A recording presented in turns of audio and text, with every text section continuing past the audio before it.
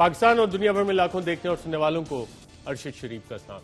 नाज़रीन, world bank की stolen asset recovery initiative के ऊपर मियां नवाज शरीफ साहब को बेनिफिशियल ओनर दिखाया गया है चेनरॉन जर्सी प्राइवेट लिमिटेड, एक ऑफशोर कंपनी का। 2016 में जब इस हवाले से हमने खबरें की तो उस वक्त हुकूमत में नवाज शरीफ साहब वजीर आज़म थे, इसहाक डार साहब वजीर ख़जाना, गवर्नर स्टेट बैंक भी अपना था और इस खबर को डिनाई कर दिया गया। आज आपको वो एक्सक्लूसिव दस्तावेजात प्रोग्राम में आगे चल के दिखाएंगे कि चेनरॉन जर्सी $20 मिलियन कैसे आए, कहाँ गए, क्या ये मनी लॉन्ड्रिंग में इस्तेमाल हुए, किसका क्या किरदार था। इस हवाले से ये एक्सक्लूसिव दस्तावेजात बरामद हो गए जब हुकूमत चौधरी शुगर मिल के मामलात की तहकीकात कर रही है और कंबाइंड इन्वेस्टिगेशन टीम इस सारी मिल को देख रही है। और यहाँ भी मनी लॉन्ड्रिंग 1991-92 से लेके अब तक काफ़ी सारे खाते खुलते आ रहे हैं। साथ साथ नाज़रीन, हुकूमत ने कुछ 94 दवाइयाँ ऐसी हैं जिनकी कीमतें बढ़ा दी हैं और हुकूमत का कहना है कि जनाब क्योंकि मार्केट में ये नापैद थी, स्मगल हो रही थी, आवाम को मिल नहीं रही थी, अब ये दवाइयाँ अवेलेबल होंगी। इस हवाले से वज़ीर आज़म के मामले खसूसी बराए सेहत डॉक्टर फैसल सुल्तान से भी बात करेंगे। और आज की जो बड़ी खबर है, सियासी खबर, वो इस्लामाबाद हाई कोर्ट के जस्टिस मोहसिन अख्तर कियानी और जस्टिस आमिर फारूक की ऑब्जर्वेशंस मियां नवाज शरीफ साहब के हवाले से वो क्या है वो भी आपको बताएंगे। साथ सेंट्रल वर्किंग कमेटी से एक खिताब किया नवाज शरीफ साहब ने। पार्टी के अंदर जो इल्हाक है उसमें एक सीनियर रहनुमा ख्वाजा आसिफ कहते हैं कि उन्हें आसिफ जरदारी साहब पाकिस्तान पीपल्स पार्टी के को चेयरपर्सन, उन्हें आज भी उनके ऊपर एतमाद नहीं है। पार्टी की सीनियर क़यादत के ये हालात हों तो फिर ये इत्तेहाद आगे कैसे चलेगा और हुकूमत के लिए कितना खतरनाक हो सकता है। प्रोग्राम के सेगमेंट में हमारे साथ मौजूद हैं वफाकी वजीर बराए साइंस और टेक्नोलॉजी फवाद चौधरी साहब। बहुत शुक्रिया साहब मिनिस्टर साहब प्रोग्राम में शिरकत करने का। इससे पहले कि मैं आपके पास सवाल जवाब लेके आऊँ, इस्लामाबाद हाई कोर्ट में आज जो अहम समाअत हुई इस हवाले से नाज़रीन को अपडेट करें कि मियां नवाज शरीफ साहब एवनफील्ड रेफरेंस में 10 साल की सजा उन्हें हुई है जो कि इस वक्त मुअत्तल है। अल अजीजिया स्टील के मिल केस में नवाज शरीफ की अपील जेर समाअत है। अल अजीजिया स्टील मिल रेफरेंस में एहतसाब अदालत ने नवाज शरीफ को 7 साल कैद की सजा सुनाई थी। अल अजीजिया केस में नैब ने नवाज शरीफ की 7 साल से सजा को बढ़ाकर 14 साल किए जाने की अपील भी समाअत के लिए मुकर्रर है। फ्लैगशिप रेफरेंस में नैब की नवाज शरीफ की बरियत के खिलाफ दायर दरख्वास्त भी समाअत के लिए मुकर्रर है। गुज़िश्ता समाअत में अदालत ने नवाज शरीफ के नाकाबिले जमानत वारंट गिरफ्तारी जारी किए थे। अदालत की जानिब से नवाज शरीफ के नाकाबिले जमानत वारंट गिरफ्तारी की तामील कराई गई। ये तारिक खोकर एडिशनल अटॉर्नी जनरल ने बताया अदालत को। अदालत का एडिशनल अटॉर्नी जनरल से सवाल था कि अदालती अहकामात पर कुछ हुआ या नहीं, जिस पे कि एडिशनल अटॉर्नी जनरल ने अदालत को बताया कि लंदन से कुछ डॉक्यूमेंट्स आए हैं और अदालत को जमा करना चाहता हूं। अदालत में सरबमहर लफाफा अदालत में पेश किया गया जिस पे जस्टिस मोहसिन अख्तर कियानी साहब ने कहा बाहर मुल्क के बाशिंदे हम पर हंस रहे होंगे। उन्होंने कहा कि नवाज शरीफ हुकूमत और आवाम को धोखा देकर लंदन रवाना हुआ। मजीद कहा जस्टिस मोहसिन अख्तर कियानी के नवाज शरीफ लंदन बैठकर आवाम और हुकूमत पर हंसता होगा, इंतहाई शर्मनाक रवैया है ये। जस्टिस आमिर फारूक ने कहा कि वारंट गिरफ्तारी पर हुकूमत आगे बढ़ाना चाहती है तो ये उनकी सवाबदीद है।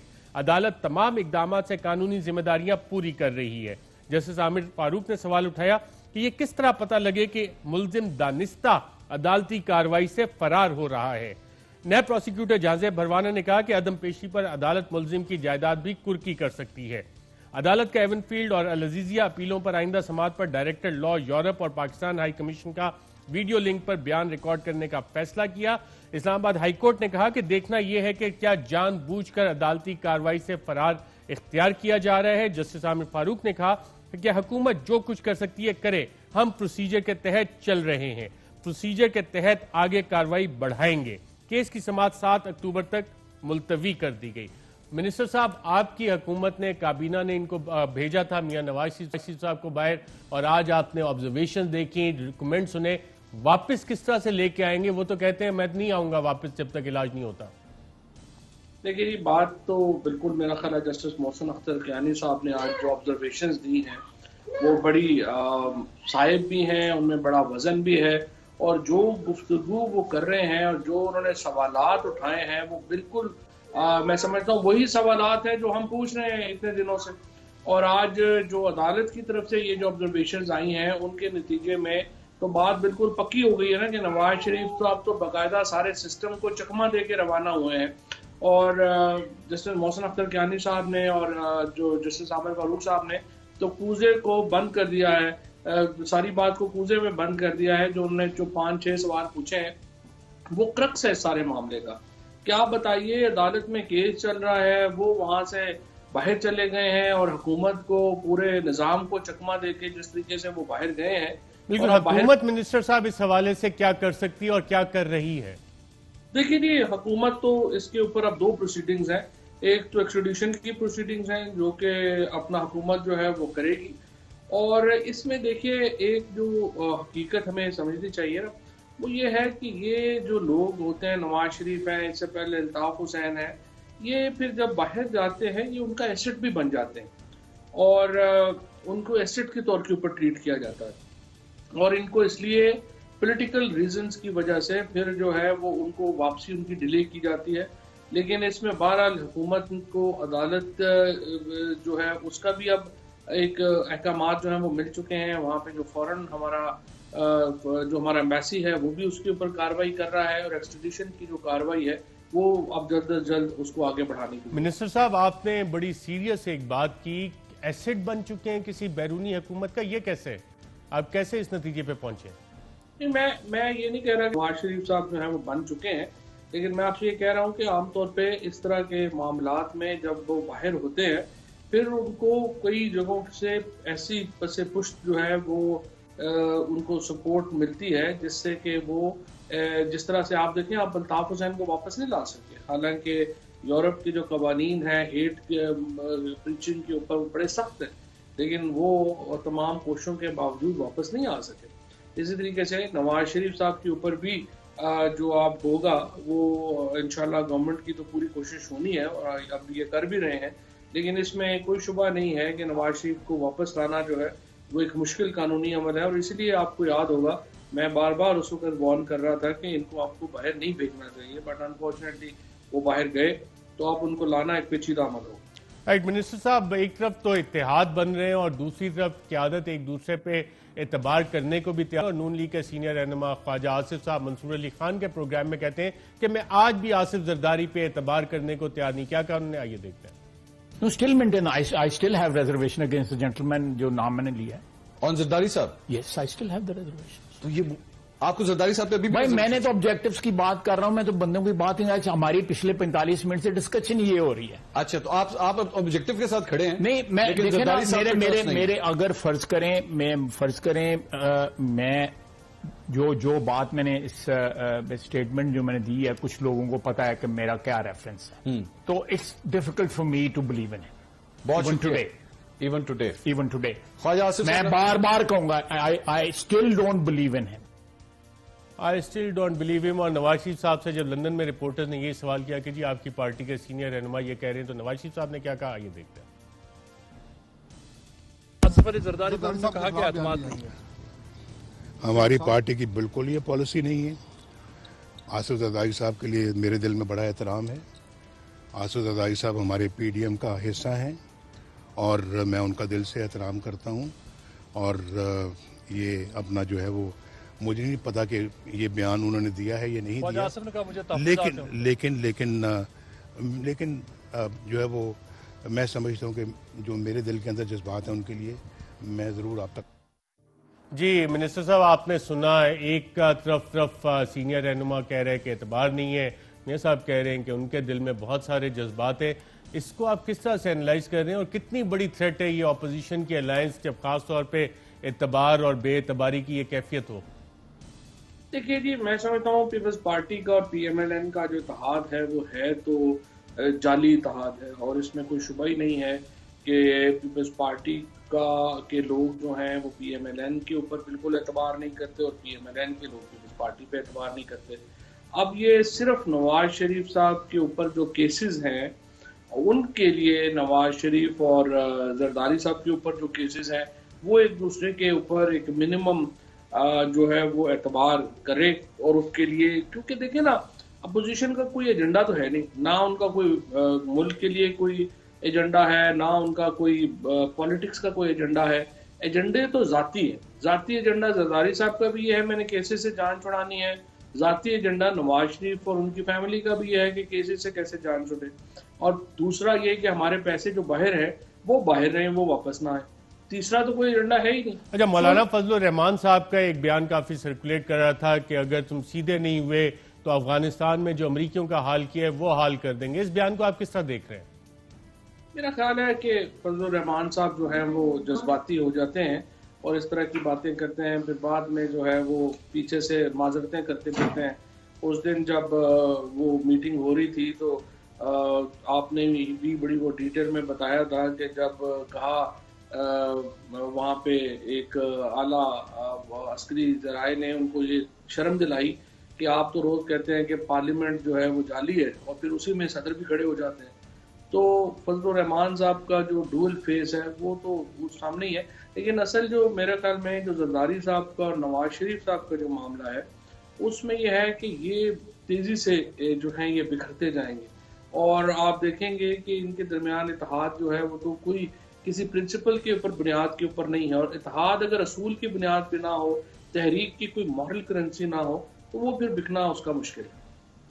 وفاقی وزیر برائے سائنس اور ٹیکنالوجی فواد چوہدری، شکریہ پروگرام کے سیگمنٹ میں شرکت کرنے کا. ناظرین، یہاں پہ ایک وقفہ لیں گے اور وقفے کے بعد یہ جاننے کی کوشش کریں گے کہ حکومت نے جو 94 دوائیوں کی قیمتیں بڑھائی ہیں وہ کس وجہ سے بڑھائی ہیں اور اس کی وجہ کیا ہے. ساتھ ساتھ چندرن جرسی آف شور کمپنی جس کے بینیفیشل اونر میاں نواز شریف صاحب ہیں، وہ خصوصی رپورٹ ایک وقفے کے بعد.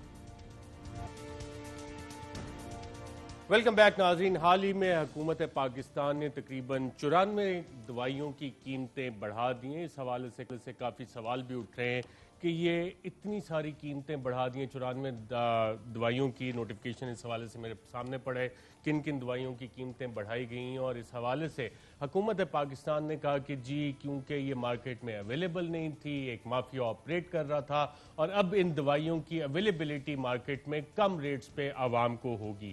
اس سے کیا ایشوز ریلیٹڈ ہیں اور عوام کو یہ اویلیبل کس طرح سے ہوگی، اس حوالے سے بات کریں گے. ہمارے ساتھ اسلام آباد اسٹوڈیوز میں موجود ہیں وزیر اعظم کے معاون خصوصی برائے صحت اور پاکستان کے one of the best top health management professional doctor Faisal Usman. بہت شکریہ سر پروگرام میں شرکت کرنے کا. ایک تو ضرورت جو پیش آئی کہ یہ اسمگلنگ ہو رہی تھی، مارکیٹ میں اویلیبل نہیں تھی، اور اب یہ اویلیبل ہو جائے گی، تو اس کا مطلب ہے اسمگلرز آئیڈینٹیفائی ہیں جنہوں نے ہورڈنگ کی ہوئی تھی. میرے خیال سے جی کچھ جگہوں پہ تو ڈراپ نے ریڈز وغیرہ کیے اور انہوں نے فائن بھی کیے اور جگہوں کو آئیڈینٹیفائی بھی کیا اور جو بھی اس کا لیگل ایکشن تھا وہ لیا. لیکن اصل میں جو چیز سمجھنے کی ہے وہ یہ ہے کہ جب آپ ایک ایسی سچویشن کریٹ کر دیں اوور دی ایئرز کہ جو ایک نیچرل سی انکریز کسی بھی چیز کی جو ہونی چاہیے، اگر آپ اس کو پولیٹیکل خوف سے یا اس خوف سے کہ جواب دینا پڑے گا یا اس کوئی بیکلیش ہوگا، اس حوالے سے اگر آپ اس کو پوسٹ پون کرے رہے ہیں اور یہ پیچھے کرے رہے ہیں کہ نہیں کرنا اس پہ فیصلہ، تو پھر وہ کسی پوائنٹ پہ ایک وقت ایسا آ جاتا ہے کہ دوائی کی جو نیچرل قیمت ہے اس پہ پروڈکشن کی کاسٹ جو ہے وہ اس کی لسٹڈ قیمت سے اوپر چلی جاتی ہے. اس صورت میں ظاہر جو پروڈیوسر ہے اس کا انٹرسٹ ختم ہو جاتا ہے یا بلکہ ڈس انٹرسٹ ہو جاتا ہے، وہ بنانی بند کر دیتے ہیں. تو یہ وقتاً فوقتاً یہ دوائیاں شارٹ یا مہنگی ہوتی رہیں. سو یہ معاملہ ہے اس کا. تو آپ نے یہاں پہ کچھ ایگزامپلز بھی دیے ہیں کہ 2 روپے کی گولی یہ ہمیں اویلیبل ہوگی مارکیٹ میں، یہ 45 روپے اینڈ یوزر کو 43 روپے کا لاس ہو رہا تھا، پھر 37 روپے کا فائدہ ہو جائے گا. تو یہ کس طرح سے یہ کیا لاجک ہے؟ اس کے پیچھے منطق یہ تھی کہ یہ اسیٹازولامائڈ ہے. ایک مثال میں نے چنی کیونکہ اس کی جو پرسنٹیج انکریز تھی وہ خاص، یہ میں بتاتا ہوں جی. یہ ایک طرح یہ بھی سمجھنے کی بات ہے، یہ ڈائیوریٹک ہے، یہ پیشاب آور دوائی ہے اور آج بطور ڈائیوریٹک زیادہ استعمال نہیں ہوتا. کیوں؟ اور بہتر دوائیاں آ گئیں بلڈ پریشر کو لوور کرنے کے لیے، ڈائیوریٹکس بہتر آ گئے. تو بڑی پرانی دوائی، لیکن اس کا ایک بہت اہم استعمال باقی رہ گیا، وہ ہے آنکھوں کے اندر جو پریشر بڑھتا ہے جس کو گلوکوما بولتے ہیں، کالا موتیا کی دولت ہے، اس کے لیے استعمال ہوتی ہے اور اس کے لیے بڑی اہم دوائی ہے. اگر آپ ملک بھر میں کسی آئی اسپیشلسٹ سے پوچھیں وہ آپ کو بتائے گا کہ ان کے مریض بیچارے اس کے لیے خوار ہوتے رہے کافی عرصے سے.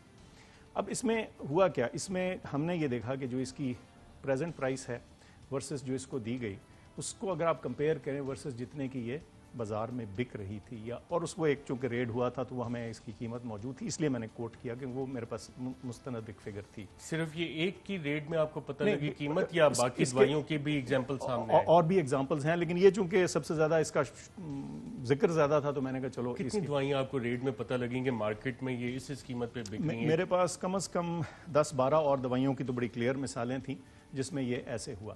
لیکن اس میں پرابلم یہ آئی کہ ان کے زیادہ بکنے کے علاوہ، زیادہ قیمت پہ بکنے کے علاوہ ان کا ناپید ہونا بھی ایک مسئلہ ہو گیا. نہیں بھی بک رہی لیکن اب اویلیبل نہیں ہے. اب یا تو اس کا کوئی سبسٹیچیوٹ ہو, اسی دوائی کی کوئی دوسرا متبادل ہو, کچھ میں ہوتا بھی ہے لیکن کچھ کیسز میں اب متبادل ہے نہیں. ایٹروپین وہ انجیکشن ہے جب ہارٹ سلو ہونا شروع ہو جائے اور آپ نے ہارٹ کو ذرا تیز کرنا ہو, بالکل یہ یعنی سی پی آر کے دوران استعمال ہونے والی, ریسسیٹیشن کے دوران استعمال ہونے والی دوا ہے. اب اس کی ₹1.41 یا 45 پیسے قیمت. اب آپ یقین کیجیے وہ انجیکشن ہے تو اس میں تو میرے خیال سے آج کل عام میٹھی گولی نہیں ملتی, تو اس صورت میں یہ غائب تھی. اس کی قیمت ₹5 ہوئی. اگر آپ اس کو پرسنٹیج ٹرمز میں دیکھیں گے تو وہ 310 یا 311% کے قریب بنتی. تو منطق یہ تھی کہ بجائے اس کے کہ ہم لوگوں کو تھوڑا سا انکریز سے بچانے کے لیے ان کو بہت زیادہ ناپید کر دیں یا بہت زیادہ پیسے پہ خریدنے پہ مجبور کریں, تو اتنا ریلیف مل جائے کہ یہ دوائیں اویلیبل ہو جائیں. اچھا, اب یہ اویلیبلٹی ان کی کیسے انشور ہوگی؟ جو مارکیٹ سے غائب ہوگی کون اویلیبل کرے گا؟ وہی فارماسیوٹیکل کمپنیز جنہوں نے غائب کر دیا وہ اویلیبل کر دیں گی ان کو کرنا پڑے گا جی, ان کو کرنا پڑے گا. دیکھیں ڈریپ بطور ریگولیٹر اس کی ذمہ داری بھی ہے, حکومت کی بھی ذمہ داری ہے. ہم نے یہ جو انالیسس کیا یہ کوئی اندازے سے تو نہیں ہوا, اس کے پیچھے پورے فارمولے تھے. یہ دیکھا گیا کہ اس دوائی کی را مٹیریل کی کیا پرائس ہے, اس پہ ایکچوئل خرچہ کتنا ہو رہا ہے, اور اسٹیٹسٹکس اویلیبل ہے آپ کے پاس؟ جی بالکل. یہ ایک چیز جو ہے یہ اینالائز ہوتی ہے. ایکچولی ان کی ایک ڈرگ پرائسنگ کمیٹی ہے. Name of manufacturer, importer, name of drug, registration number, composition, approved pack size at the time of first registration, g approved price at the time of first registration, imported drugs, name of manufacturers, packer, product, licence holder, post registration variation, یہ تمام data available ہے. یہ data available, نہ صرف کہ یہ data available ہے but اس میں بہت اہم چیز جو اویلیبل ہے کہ اگر امپورٹر یا مینوفیکچرر, یہ تو فارماسیوٹیکلز خود دیتی ہوں گی. نہیں سر, یہ چیک کیا جاتا ہے. اچھا, اس میں یہ 2017 کا ڈریپ کا اپنا لیٹر ہے. یہ خود جیسے پاکستان شوگر مل ایسوسی ایشن ریٹ فکس کرتی ہے اور کمیشن آف انکوائری وزیر اعظم صاحب نے بنایا, یہاں بھی یہ ساری چیزیں فارماسیوٹیکل والوں سے لے رہے ہیں ڈریپ والے. نہیں, لیکن جب یہ ان کی جو پرائسنگ کمیٹی بیٹھتی ہے نا, یہ ساری ڈیٹیلز وہ نکالتے ہیں. اور اس میں مثلا فار ایگزامپل پرائسنگ کمیٹی جو ہے اس کے پاس جو انوائسز آتے ہیں رجسٹریشن کے لیے, اس میں جو مینیپولیشن ہے وہ کس طرح سے روکتے ہیں؟ اور اس میں 2005 میں جو دوائی نئی آئی ہے obviously اس کی کاسٹ زیادہ ہوگی, 2020 میں آج وہ کاسٹ کم ہونی چاہیے, وہ والی چیزیں اویلیبل ہے ڈیٹا ڈریپ کے پاس؟ وہ بھی اویلیبل, لیکن دیکھیں جو اصل چیز سوچنے کی ہے وہ یہ کہ جب دوائی رجسٹر ہوتی ہے اس کی اس وقت جو پرائس ہے اور اس کی جو اویلیبلٹی انٹرنیشنل مارکیٹ میں ہے وہ صرف وقت پہ ڈیپینڈنٹ نہیں ہے. میں نے اسی لیے آپ کو ایسیٹازولامائڈ کا ذکر کیا. جب ایک دوائی آتی ہے اور اس کی ڈھیر ساری انڈیکیشنز ہیں اور اس کا لارج یوز ہے, تو اس کے اندر جو مینوفیکچرر ہے, ایک سے زیادہ انٹرنیشنل مینوفیکچرر ہو سکتا ہے, اس کا بزنس کیس زیادہ ہے نا. اب وقت کے ساتھ جب دوائی کا یوزیج گھٹ گیا, اس کی ایک نیرو سے یوزیج رہ گیا, جیسے میں نے آپ کو ایسیٹازولامائڈ کا ذکر کیا, تو کئی دفعہ پیراڈاکسیکلی ود ٹائم اس کی انٹرنیشنل قیمت اس طرح سے نہیں گرتی جتنی آپ ایکسپیکٹ کرتے ہو. آپ ون وڈ تھنک نا کہ والیومز بڑھیں گے تو آپ کی پرائس گرنی چاہیے. کئی دفعہ یوزیج کی شرنکیج کی وجہ سے, بیکاز یہ اکثر وہ دوائیں ہیں جو نئے پیٹنٹ نہیں ہیں, پرانی دہائیوں پرانی دوائیں ہیں, تو ان کی قیمتیں جو ہیں ایکچولی کئی دفعہ پیراڈاکسیکلی بڑھ جاتی ہیں. ایک دوسرا بڑھ جاتی ہیں, بڑھ بھی جاتی ہیں. دیکھیں نا, اب of medicine sales a million doses, میں ایسی مثال دے رہا ہوں, وہ ملین ڈوزز بکتی ہیں بیکاز 10 مختلف اس کے یوزز ہیں, 10 میں سے 9 یوزز ختم ہو گئے یا وہ ڈیفنکٹ ہو گئے, بہتر دوائیاں آ گئی. اب وہ ایک نش آئٹم کے لیے, ایک اسپیسیفک چیز کے لیے دوا رہ گئی, اس کے مینوفیکچرر کم ہو گئے, نیچرلی کمپٹیشن کم ہو گیا. ایک دوسرا ہمارے ہاں جو ڈالر کا مسئلہ ہے اس کی وجہ سے بھی کچھ پرائسز آتی ہیں, تو یہ ان ریالٹی ہے. لیکن پتہ اس کو ایسے دیکھیے, ڈالر والا بھی آپ نے بڑے انٹرسٹنگ پوائنٹ بتایا کہ جو ڈالر یہ امپورٹ کرتے ہیں جس پرائز پہ اور پیشنٹ کو ملتا ہے, اب بہت سا را مٹیریل جو ہے وہ پچھلی پرائسز پہ امپورٹ ہوتا ہے اور پہلے سے پڑا ہوتا ہے اور ٹنس کے حساب سے پڑا ہوتا ہے, لیکن جب مارکیٹ میں جاتا ہے آج اگر ڈالر 165 کا یا 166 تو وہ پرائس اس کے ساتھ انڈیکس کرتے ہیں. اور پیشنٹ کے جو رائٹس ہیں, کنزیومر کے رائٹس, وہ ڈریپ کیسے انشور کر رہے ہیں؟ یہ دیکھیں آپ اس ایریے کو دیکھ رہے ہیں. میں سمجھتا ہوں جی کہ یہ سارا ایریا جو ہے, یہ ساری جو آپ نے باتیں کی ہیں, یہ ساری توجہ طلب ہے, ایک جو آپ نے بات کی ہے. اسی لیے میں سمجھتا ہوں کہ جو ڈرگز کا اور ہمارے ڈیوائسز کا جو ریگولیٹری فریم ورک ہے, یقین کیجئے اس کو کلی طور پہ نئی طریقے سے دیکھنے کی ضرورت ہے. دا پریزنٹ سسٹم, یہ تو ہم ایک ریسٹیٹیوشن کر رہے ہیں, ایک مسئلہ تھا جو کہ دس کا نا, یہ اس صورت میں آگے نہیں کنٹینیو ہو سکتا. اس کی وجہ پبلک کا, میڈیا کا, کنزیومر کا کانفیڈنس 100% ہونے کی ضرورت ہے کہ جو دوائی ان کو جس پرائس پہ مل رہی ہے وہ کوالٹی کی ہے اور وہ فیئر پرائس ہے. یہ اوپیکنس اور جو ہائڈ کر کے چیز کرنا ہے نا, جو عام طور پہ کئی دفعہ ہم اڈاپٹ کر لیتے ہیں, یہ بالکل غلط ہے. اس کے نتیجے میں ڈاؤٹس کریٹ ہوتے ہیں, اسی کے نتیجے میں سوالات اکٹھے ہوتے ہیں. اب میں سمجھتا ہوں کہ جب آپ اس کو ٹرانسپیرنٹ کریں گے سب کے سامنے, ٹرانسپیرنسی میں جو 94 ڈرگز ہیں, ہمارے آج ریسرچر عمر فیضان خاص طور پہ دیکھتے رہے کہ جی ان کی پچھلی پرائسز مل جائیں. ڈریپ کی ویب سائٹ پہ تو وہ نہیں ہے, لیٹسٹ پرائسز صرف اویلیبل ہیں. تو آپ اس کو یہ انشور کریں گے نوٹیفیکیشن ڈیسیجنز سارے ٹرانسپیرنسی کے لیے ویب سائٹ پہ بھی ڈالے جائیں؟ یہ ان کا ایک سافٹ ویئر تقریباً ریڈی ہو چکا ہے اس سارے پروسیس کے لیے. یہ میرے one of my prime agendas میں ہے کہ جتنے ریگولیٹرز ہیں ان کے جو طریقہ کار ہیں, جو ان کے پروسیسز ہیں, منٹس ہیں, ڈیٹا ہے, وہ سامنے رکھا جائے. اس کے بغیر نہ آپ کو کانفیڈنس, میں جتنی دفعہ بولتا رہا ہوں, آپ کو کانفیڈنس نہیں آئے گا. جب وہ ڈیٹا سب کے سامنے پڑا ہوگا for you to analyse past prices, اس کی آخری دفعہ کتنی بڑی تھی, کتنے فیصد بڑی تھی اور کب بڑی تھی, یہ بحث ختم ہو جائے گی. بالکل ٹھیک ہے. کمنگ ڈیز میں آپ انشاءاللہ یو ول سی دس. اور آپ سے یہ ایکسپیکٹیشن بھی ہے کہ آپ آڈیٹر جنرل آف پاکستان بھی بتاتے ہیں کہ یہ جو ڈرگ انسپیکٹرز ہوتے ہیں, drug regulatory authority, they are in league with pharmaceutical, اور ان کو وزٹس وغیرہ بھی کروائے جاتے ہیں. حکومت تو پیسہ دیتی نہیں, وہ سارے کرتے ہیں, اور یہ مافیا کے طور پہ ایڈ کر رہے ہیں. ڈریپ کو بھی آپ کچھ ریفارمز لائیں گے ادارے میں؟ اور یہ آڈیٹر جنرل آف پاکستان کی رپورٹ ہے, آپ کہتے ہیں تو میں پیراگراف پڑھ بھی دیتا ہوں. Don't need to, I believe it. دیکھیے سر, یہ one of the most important regulatory reforms جو آپ اگلے چند ہفتوں میں انشاءاللہ دیکھیں گے ول بی دس تھنگ. اور یہ 2 ایکٹس ہیں, 2 قانون ہیں, ڈرگ ایکٹ 76 کا اور پھر ڈریپ کا بعد میں 8 سال 10 سال پہلے بنا. یہ دونوں تھوڑے سے ایک دوسرے کے ساتھ سنکرونائز بھی ہیں, ہلکے پھلکے متصادم بھی ہیں اس میں. اور پھر یہ ہوا کہ یہ کچھ پروونسز کے پاس چلا گیا معاملہ, پھر وہاں سے کچھ واپس آیا.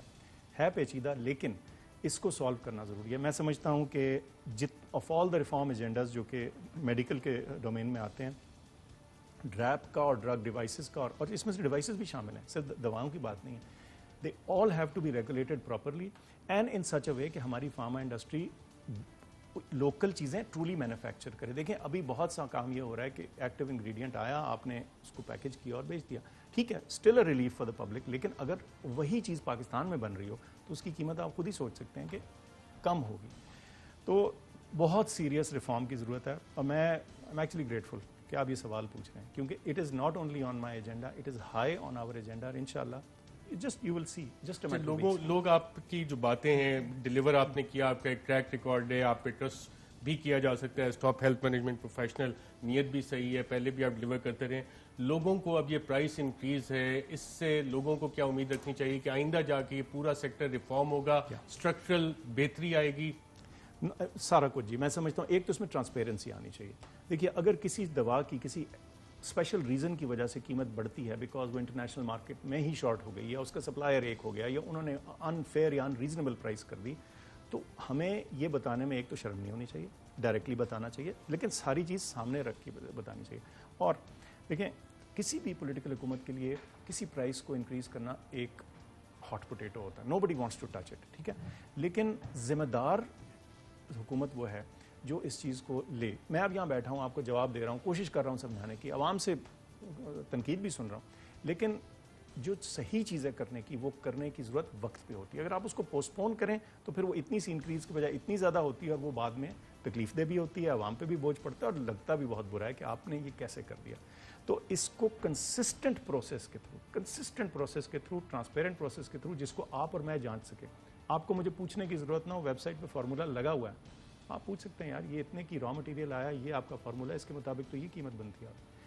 وی are getting there, just a matter of time. اور اگر یہ سیکٹر ریفارم نہیں ہوا تو جیسے شوگر سیکٹر پہ کمیشن آف انکوائری وزیر اعظم نے بنائے, اور جگہ جگہ شوگر ملز پہ چھاپے پڑ رہے ہیں اور ریکارڈ نکل رہا ہے, اگر یہ ریفارم نہ ہوا تو پھر وہ نیکسٹ اسٹیج پہ جا سکتے ہیں آپ؟ سر ناٹ اونلی دیٹ, آپ یہ سوچئے ہم کتنا بڑا سیکیورٹی رسک اپنے ساتھ لے رہے ہیں. آپ کو پتہ ہے کہ بہت دنیا کے کتنے سارے ایکٹیو انگریڈینٹس جو ہیں وہ چند ممالک میں نیرو ہو کے رہ گئے. ایک آپ کا ہمسایہ, وہاں ہمارے جس طرح کے تعلقات چلتے ہیں, تو ہم یہ کیسے ٹالریٹ کر سکتے ہیں کہ ہماری جو security of our important medicine ہے اس کا ہماری اس کے اوپر فل گرفت نہ ہو. It is very very important کہ ہم ایکٹیو انگریڈینٹس کو پاکستان میں بنانے کے لیے انکریج کریں, اور نئی پروڈکٹس کے لیے بھی جو انوویشن کریں. دیکھیں ابھی تو جو پرانے پیٹنٹ ہیں وہ چلیں بنا ہی لیں گے, کسی طرح آسان ہوتے بنانے. جو نئی دوائیاں آ رہی ہیں یہ تو کچھ مہنگی نہیں ہے, جو کہ نئی دوائیاں ہیں وہ تو ان سے ایکسپوننشلی 100 گنا 1000 گنا زیادہ مہنگی ہیں. کینسر کی نئی دوائیاں ہیں, نئی امیونو تھراپیز, ان کا کون کرے گا؟ وہ جب تک ہم خود پاکستان میں نہیں بنائیں گے, آپ یقین کیجئے ہمارے لوگ, میں اور آپ, ہم سب ان نئی دواؤں سے, نئی ٹیکنالوجی سے محروم رہیں گے. اچھا, ورلڈ ہیلتھ آرگنائزیشن کے ڈائریکٹر جنرل نے پاکستان کی جو پالیسی ہے کرونا وائرس کے حوالے سے اس کی تعریف بھی کی ہے کہ اکانومی اور جو اسٹیپس لیے ہیں وہ لے کے چلیں, اور NCOC میں آپ کا ایک کلیدی کردار بھی ہے اس حوالے سے. کیسز دوبارہ سے بڑھنے شروع ہو گئے, تھوڑے سے بڑھے ہیں. وجہ کیا ہوئی ہے؟ دیکھیں 2-3 چیزیں. ایک تو یہ کہ آپ نے دیکھا عمومی طور پہ ہم نے ایز اے نیشن ہم نے احتیاط چھوڑ دی, اور اس کا ایک ایفیکٹ آیا ہے, اور میں امید کرتا ہوں کہ ابھی بھی اگر ہم تھوڑا سا اس کے اوپر توجہ دے دیں, تھوڑی سی بہتری لے آئیں, تو ہم پھر اس کو واپس اسی لو نمبرز پہ لے جا سکتے ہیں جہاں تھا.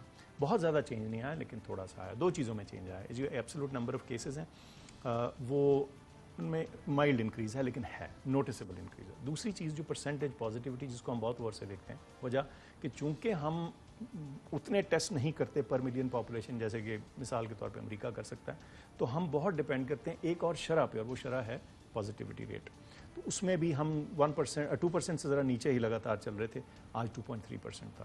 تو یہ بھی ہم نے بہت غور سے دیکھا ہے اور تھوڑی گفتگو کی ہے. کچھ کیسز زیادہ تر اس میں جو کنٹریبیوشن تھی وہ تھوڑی کراچی سے تھی, لیکن کراچی بڑا شہر ہے, گنجان آباد ہے, تو کسی حد تک ہم سمجھ سکتے ہیں کہ یہ اس کا امپیکٹ بھی ہو سکتا ہے. لیکن آئندہ آنے والے دنوں میں اگر ہم نے اچھی contact tracing, smart lockdowns یہ نہ کیے اور اسکولوں میں بد احتیاطی کی تو پھر گڑبڑ ہوگی. اسکولوں میں ابھی تک تو جو ہمیں خبر آ رہی ہے لوگ کوآپریٹ اچھا کر رہے ہیں اور SOPs فالو کرنے چاہیے. ڈاکٹر فیصل سلطان صاحب بہت شکریہ پروگرام میں کرنے کا. ناظرین, چودھری شوگر مل کے حوالے سے بھی کچھ تحقیقات چل رہی ہیں, اور چندرن جرسی ایک آف شور کمپنی تھی, اس حوالے سے جو تحقیقات ہیں, جو لنکیج ہے. جب 2016 میں ہم نے پہلی دفعہ یہ خبر کی تھی تو اس وقت کیونکہ نواز شریف صاحب وزیر اعظم تھے, اسحاق ڈار صاحب فائنانس منسٹر تھے, گورنر اسٹیٹ بینک بھی انہی کے اپنے بیٹھے تھے, تو اس خبر کی کلیریفیکیشن دی گئی. لیکن اب جب چودھری شوگر مل کا ریکارڈ ہاتھ لگا ہے, تو وہ معاہدہ جس میں یہ $15 ملین چندرن جرسی کے لیے ریز کیے گئے, اور اس میں کس کس کا کیا کردار تھا, وہ دستاویز آپ کو دکھائیں گے. اور اس دستاویز میں کیا ہے, کیا چیزیں ثابت ہو رہی, اور کس طرح سے کس کس کا کیا کردار تھا, ایک وقفے کے بعد. ویلکم بیک ناظرین. پروگرام کے اس سیگمنٹ میں آپ کو دکھاتے ہیں چندرن جرسی پرائیویٹ لمیٹڈ. جی ہاں, وہ آف شور کمپنی جس پہ نواز شریف صاحب بینیفیشل اونر ہیں. سٹولن ایسڈ ریکوری انیشیٹو جو ورلڈ بینک کی ویب سائٹ ہے, اس حوالے سے اس کے اوپر ان کا نام ہے. اور جب ہم نے پہلی دفعہ یہ خبر کی تھی تو اس وقت حکومت میں نواز شریف صاحب تھے اور اس کو ڈینائی کیا گیا. اعتزاز احسن صاحب نے پارلیمان میں اس حوالے سے سپیچ کی تھی. وہ ایکسکلوسیو دستاویزات اور اس حوالے سے رپورٹ آئیے دیکھتے ہیں. نیب ذرائع کے مطابق چودھری شوگر ملز کے اثاثہ جات کی مالیت آج 6.5 ارب روپے سے زائد کی ہے. مگر جب 1991 میں یہ مل قائم کی گئی تو اس وقت نواز شریف کے کل ظاہر شدہ اثاثہ جات کی مالیت صرف 13 لاکھ روپے تھی. تحقیقاتی اداروں کے مطابق TT اور جعلی قرضوں کے ذریعے اس مل میں سرمایہ ڈالا گیا. نیب کی تحقیقات ہیں کہ یہ تمام سرمایہ کک بیکس, کمیشن اور کرپشن کا پیسہ ہے جس کو چودھری شوگر ملز میں بڑی چالاکی سے استعمال کیا گیا. چودھری شوگر ملز کیس میں ہی ایک اور آف شور کمپنی چندرن جرسی کا ذکر آتا ہے. اس کمپنی کا نام بظاہر چودھری شوگر ملز کے لیے مشینری کی درآمد کے لیے استعمال کیا گیا. ہم نے اپنے پروگرام میں پہلی بار چندرن جرسی اور اس کے ذریعے کی گئی منی لانڈرنگ کا ذکر ورلڈ بینک کی سٹولن ایسڈ ریکوری انیشیٹو کی ویب سائٹ کے حوالے سے 2016 میں کیا. اس میں نواز شریف کو بینیفیشل اونر دکھایا گیا تھا. اگر آپ سٹولن ایسڈ ریکوری انیشیٹو کی ویب سائٹ پہ جائیں, یہ ورلڈ بینک اور UNODC کی مشترکہ اشتراک سے چلائی جانے والی ویب سائٹ ہے, اور اس پہ ہمارے پرائم منسٹر کا نام سٹولن ایسڈ ریکوری انیشیٹو پہ آ رہا ہے. 2 کمپنیز یہاں پہ لسٹڈ ہیں. ایک آپ دیکھ رہے ہیں چندرن جرسی پرائیویٹ لمیٹڈ, اور اس کا بینیفیشل اونر دکھایا جا رہا ہے نواز شریف صاحب کو. اس خبر کے بعد اس وقت اسٹیٹ بینک جو کہ اسحاق ڈار کے زیر اثر تھا, اس نے فوراً ایک واٹس ایپ میسج جاری کیا جس میں اس خبر کی تردید کی گئی اور کہا گیا یہ تو بالکل غلط ہے. اگلے دن سینیٹر اعتزاز احسن صاحب نے پارلیمان کے جوائنٹ سیشن میں اس آف شور company state bank of Pakistan کی تردید اور اس سارے کاروبار کو دنیا کے سامنے بے نقاب کر دیا. اسٹیٹ بینک کے گورنر ڈپٹی گورنر صاحب فرماتے ہیں شیڈرون was created to fund $20 million for Chaudhry sugar mills. The special public vehicle was created by Faisal bank. who was the owner of Chevron. This is a normal and usual mode to finance companies in distant markets by international financiers. میں اس practice کو بالکل نہیں جانتا ہوں اور ابھی بتاؤں گا کس طرح یہ انلیگل ہے.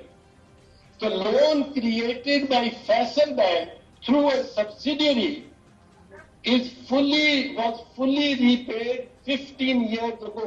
یہ 15 سال پہلے کا ملاحظہ کر لیں. 15 سال پہلے یہ لون پے کر دیا گیا اس کمپنی سے, اس انٹرنیشنل بینکنگ کمپنی سے جس کو ظاہر نہیں کیا گیا, جس سے $20 ملین لیے تھے.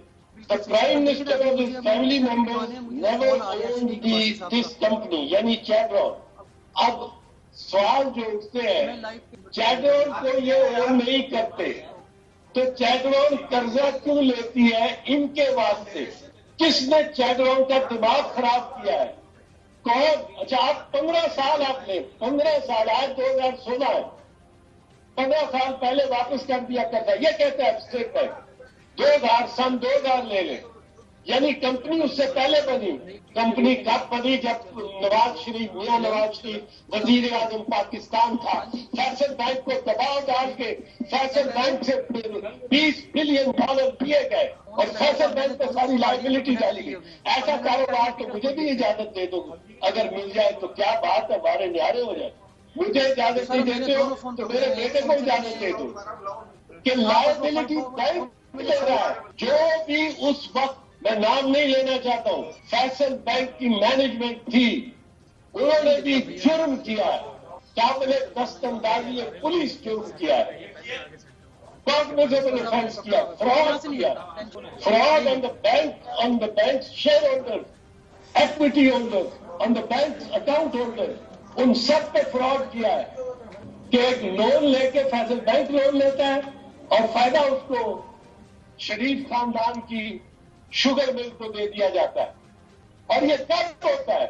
یہ کب ہوتا ہے جب وزیر اعظم پاکستان ہے.